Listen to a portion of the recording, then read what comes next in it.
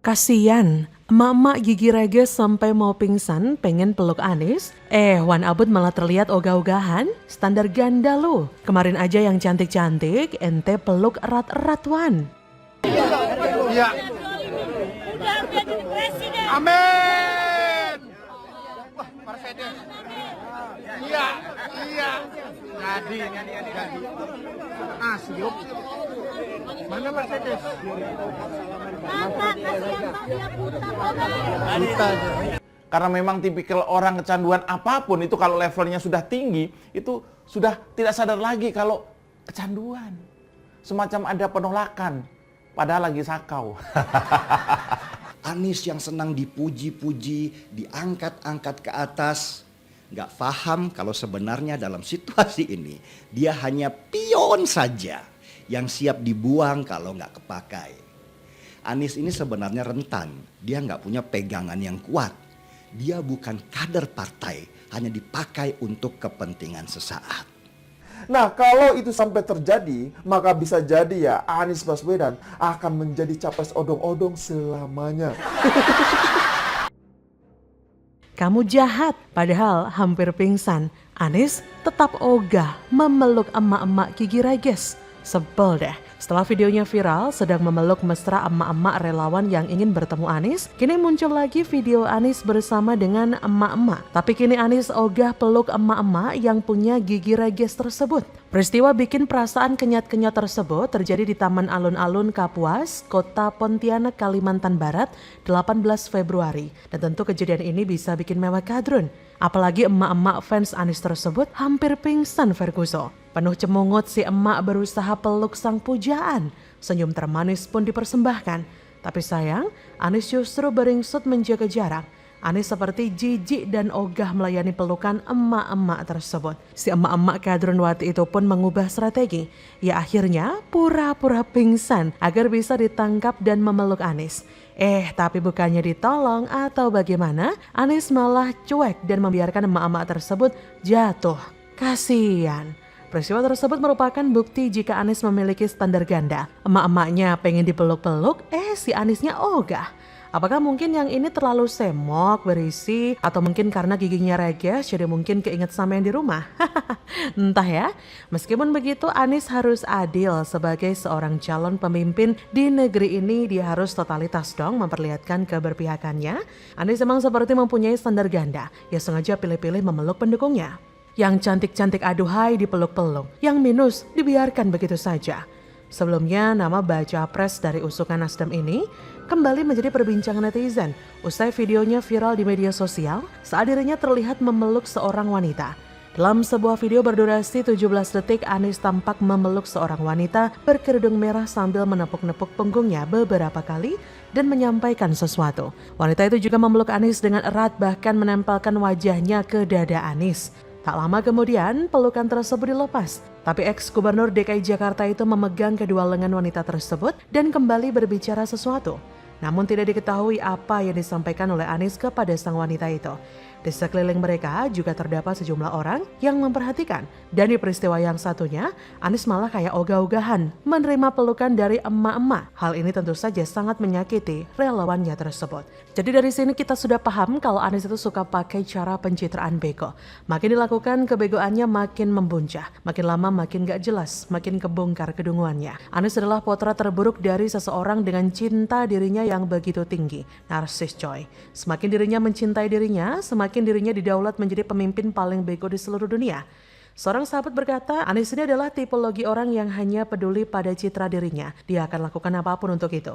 Standar ganda yang Anies perlihatkan sekarang ini sangat brutal dan menjijikkan. Memang standar ganda itu hal yang sudah biasa di dunia politik.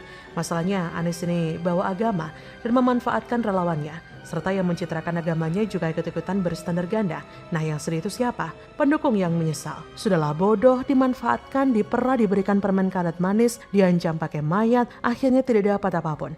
Lebih menyedihkan lagi mereka diiming-imingi sertifikat kepemilikan kafling surga. Sekarang cuma bisa gigi jari penuh penyesalan.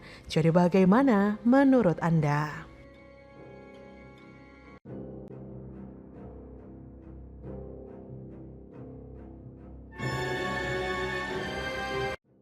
Ngakak, Mbah Amin curhat 3 bulan telepon berkali-kali tapi nggak digubris Prabowo, walah tendang sengkuni Rais. Om Bowo tahu pasti bakal dimanfaatin atau mau pinjem duit Mbah. Pak Prabowo itu 3 bulan saya hubungi tidak pernah gitu. Kemudian Pak Ditanya bilang sedang keluar negeri, sedang ke Kamboja, sedang ke Belanda, baru pulang 2 hari sudah pergi ke Australia. Sudah. Bahasa please, I want to see Prabowo for 10 minutes only. Ya.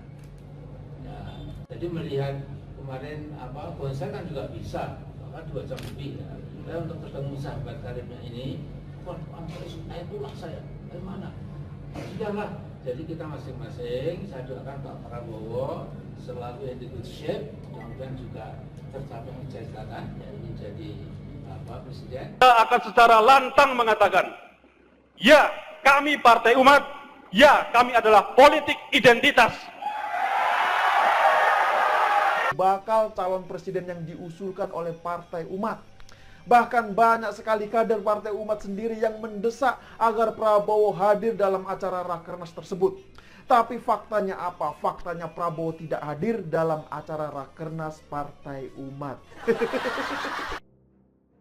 Ketua Majelis Syuro Partai Umat Amin Rais memastikan akan mengambil jalan berbeda dengan Ketum Partai Gerindra Prabowo Subianto yang pernah ia dukung pada Pilpres 2019. Menurutnya, keputusan tersebut diambil setelah pesan-pesannya dan undangan Rapat Kerja Nasional 1 Partai Umat tak kunjung digubris Prabowo. Menurutnya, Ketum Partai Gerindra tersebut hanya berani menjadi Capres 2024 jika mendapatkan restu dari Presiden Jokowi. Amin Rais juga mengatakan pesannya tak digubris Prabowo selama 3 bulan terakhir. Menurutnya, Prabowo selalu berkilah di balik kesibukannya.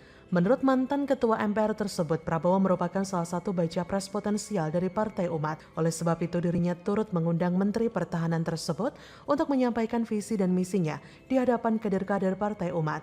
Mengetahui sikap Prabowo tak menggubrisnya, Amin Rais memberikan sindiran kepada Prabowo yang belakangan menonton konser musik. Amin juga membandingkan waktu yang dihabiskan Prabowo untuk menonton konser dengan permintaannya untuk bertemu. Melihat pernyataan dari Amin Rais bahwa ia tak digubris Prabowo, padahal sudah dihubungi, auto pengen ngakak gak sih? Pak Prabowo nggak angkat atau nggak respon, mungkin takut tercemar atau takut diminta pinjam duit. Hahaha. Karena kita tahu Partai Umat ini kan partai baru yang sangat membutuhkan dana yang begitu besar. Maka daripada itu, mereka menghubungi Prabowo untuk diajak berkoalisi dan dimintai dana operasional. Prabowo mungkin tahu dan sadar bahwa itu merupakan telepon yang unfaedah dan ngerepotin. Lagian Prabowo juga sudah kapok dikibuli dan apes melulu kalau sekubu dengan Amin Rais. Bayangkan saja betapa malunya seorang Amin Rais sebagai orang yang merasa sangat dekat dengan Prabowo tapi dikacangin alias dicuekin. Kok bisa ya Prabowo melupakan jasa-jasa Amin Rais dalam momen yang besar ini? Seakan Amin Rais hanyalah seorang staf rendahan, seorang kroco yang artinya tidak seberapa untuk seorang Prabowo. Kenapa Prabowo tega melakukan hal itu? Mau ditaruh di mana muka Amin Rais? Sudah jungkir balik memperjuangkan kemenangan Prabowo, kenapa malah dilupain? Sedihnya itu loh, sakitnya itu di sini, bikin galau saja. Memang dunia politik adalah dunia yang sangat menarik, di mana tidak ada kawan abadi atau musuh abadi, yang ada hanya kepentingan abadi. Dunia politik yang penuh intrik dan konspirasi menjadikan layaknya sebuah game yang sangat menghibur untuk diikuti. Terlebih jika melihat aktor politiknya adalah seseorang yang benar-benar luar biasa dan saat ini sedang mendapat keroyokan dari lawan-lawannya lewat berbagai isu dan konspirasi. Mbak Amin boleh jadi sudah menyadari bahwa saat ini dirinya sulit untuk menjadi presiden. Namun, ternyata Amin Rais tetap tidak ingin namanya meredup. Amin ingin terus dikenal oleh masyarakat di Indonesia. Mbak Amin ingin terus mengeluarkan suaranya agar bisa mendapatkan gelar tokoh besar dan berpengaruh. Termasuk dengan membuat kontroversi dengan Prabowo. Insting politik Prabowo melihat dukungan Partai Umat tidak menjamin akan memenangkan dia di Pilpres 2024. Prabowo melihat peluang memenangkan Pilpres 2024 ada pada tangan Jokowi.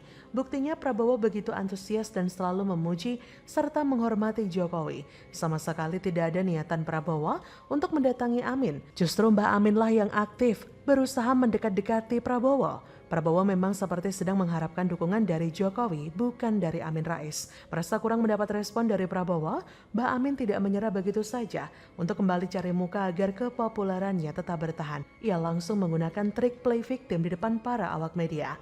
Sudah tahu kan bagaimana pola licik dari Mbak Amin? Ya begitulah orang yang sakit hatinya akut, selalu merecoki pemerintah yang sah dan membuat kontroversi agar dikenal publik. Bagaimana menurut Anda?